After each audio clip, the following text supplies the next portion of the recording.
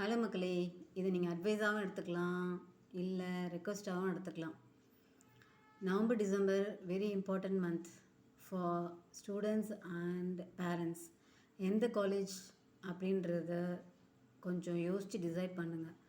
லேக்ஸ் கணக்கில் பே பண்ணி போனால் தான் பசங்களுக்கு குட் ஃப்யூச்சர் குட் ஜாப்னு நினைக்காதீங்க.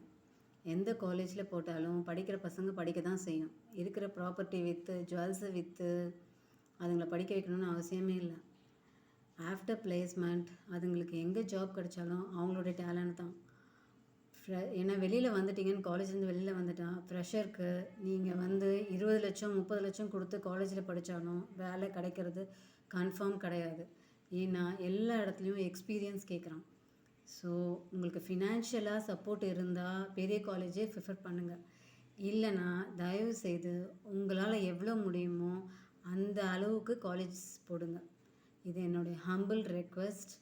ப்ளீஸ், இவ்வளோ வருஷம் நீங்கள் கஷ்டப்பட்டதை தேவையில்லாமல் போய் காலேஜஸ்க்கு இன்வெஸ்ட் பண்ணாதீங்க.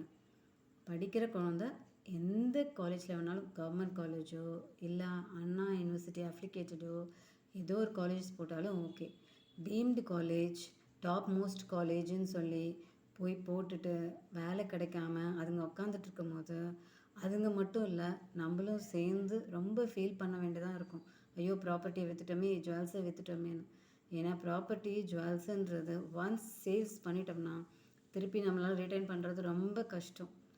ஸோ ப்ளீஸ் யோசித்து டிசைட் பண்ணுங்கள். தேங்க்யூ. இதுக்கு மேலே நான் என்ன சொல்கிறதுன்னு எனக்கு தெரியல. ஏன்னா இதில் நான் சஃபர் ஆனதுனால சொல்கிறேன். தேங்க்யூ.